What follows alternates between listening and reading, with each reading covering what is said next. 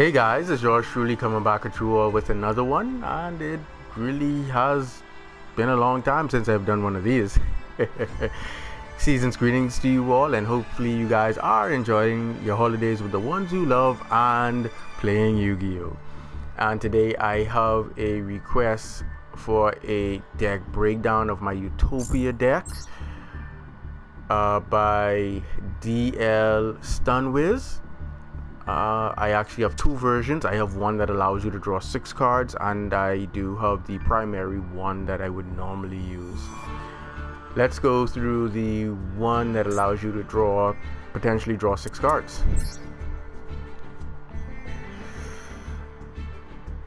In this one, simple ratio to Maxi to Ash. I'll explain when I get to the actual deck that I would normally use, why I cut them down to 2.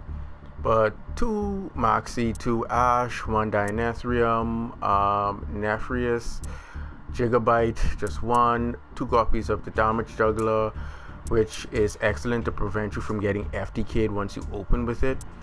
3 Hat Trickers, Spirit Ran, Nemesis Corridor. The reason for him is because you do banish the Damage Juggler to get access to the Hat Tricker, so you can return the Hat Tricker back to the deck and get out another potential level 4. Dogmatica Ecclesia, which allows you to add. You can either add Theo the Iron Punch or Aden the Enlightened. Adding the Enlightenment destroyed on the field gets you access to Ecclesia, which then gets you guys get it. 3 copies of the Ascended Sage, because you really want to see your hyper rank up magic for this combo. 1 copy of the Astral Utopia. This is to get you access to Zexal Construction, as well as your Number Wall and your Change Tactics. 1 Ecclesia the Virtuous. Free special summon once your opponent controls more monsters than you. And then your Board Breakers, Lava Golem, Sphere Mode, Nibiru, all self-explanatory. Reinforcements of the army to get you access to your Ascended Sage and Astral Utopia. And then Pot of Adverse, so you can recycle 5 of your Exceed monsters, draw 2, just a better Pot of Greed. And Memories of Hope to get you to draw 6 cards, and I will also explain the combo. Rank of Magic Zexal Force, you play 2 Zexal Construction, 2 Utopia Force, 2 Change Tactics, 2 Double or Nothing, and 2 Number Walls to protect all of your number monsters. 3 copies of OG Utopia, 1 of Utopia Ray, 1 of Utopia Prime, 1 Double, 1 Utopia Ray V, 1 Victory, 1 Umbrel Honor Masquerade, 1 Utopia the Lightning, 1 Utopia Beyond, 1 Diabolus, 1 Draglubion, 1 Dyson Sphere, and the key to the whole combo, Utopia Kaiser. So now what you want to do is you want to go either Utopia Double, and you really only go Utopia Double to draw an additional card off of the Change Tactics, then use this effect to go into the OG Utopia. But you can make the OG Utopia and then Exceed change into either the Utopia Ray or the Utopia Prime. Then you want to utilize the Rank of Magic Zexal Force to go up to rank 5, and then you want to rank up from your 5 to your rank 12, which would be to the Utopia Kaiser, and he would have 5 overlay units. If you had ranked up from Utopia, Exceed change to Ray or Prime, and then went from Prime or Ray into any of the 5s, which would either be V or Victory, and when you hit the Utopic Force, he would then have 5 overlay units, and you would then initiate his effect, and you have numbers of different ranks: 9, 8, 7, 6, and 5 that you can summon out with him on board, and you're summoning out 5. When you play Memories of Hope, you then draw 6 cards.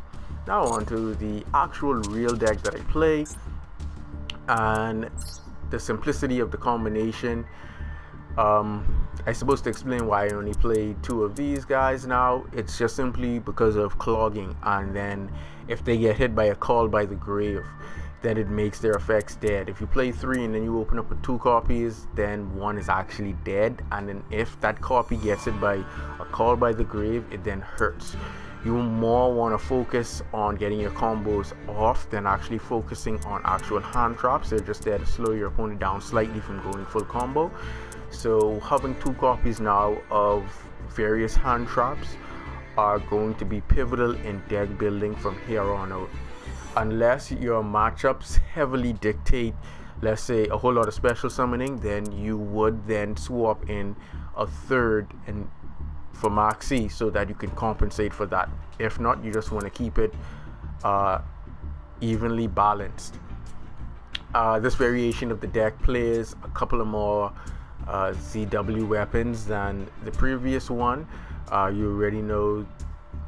Did they play the 5? Yeah, I think they did. Yeah, the spirit monsters. But you would also include the ZW weapon male, ZW weapon Ozra Strike. What else is an additional?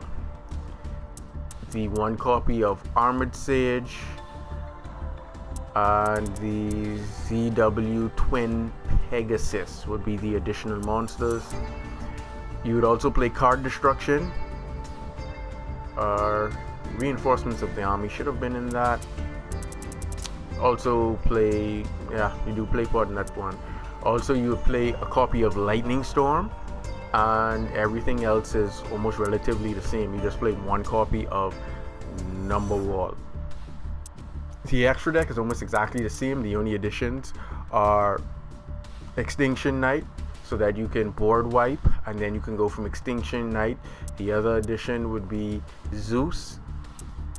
You would play 2 Utopia doubles in this, as well as you would play the Utopia Dragonair and the Hope Harbinger, which the combo revolves around getting out Utopia Dragonair with 4 overlay units.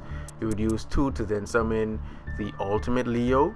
Use his effect to equip a ZW weapon, which you want to equip any other ZW weapon except for Twin Pegasus, so that he can get his negate, and you want Twin Pegasus to be equipped to your Dragonair. The reason for this is so that if they're playing Kaijus, they're going to have to choose whether they want to Kaiju the Dragonair or the Ultimate Leo, and you won't lose out on a double negate. Pegasus negates, Ultimate Leo also negates. Putting them 2 together and getting Kaiju, you lose out on 2 negates. So you want to separate them as often as possible. The moment your opponent draws, you detach the last 2 materials and summon the Hope Harbinger, so that if you do have your number wall set, you can use Hope Harbinger to protect it, as well as Hope Harbinger can redirect attacks, and if one of your face-up Exceed monsters is potentially destroyed somehow, then you can target another one of your face-up Exceed monsters and they would gain that the destroyed Exceed monsters attack. Another way that I also OTK with Utopias is the token from Nibiru. My opponent combos off. If that token comes with 8,000 or more, I can simply make Utopia double, go into Ray V, pop the token, and my opponent takes that as damage.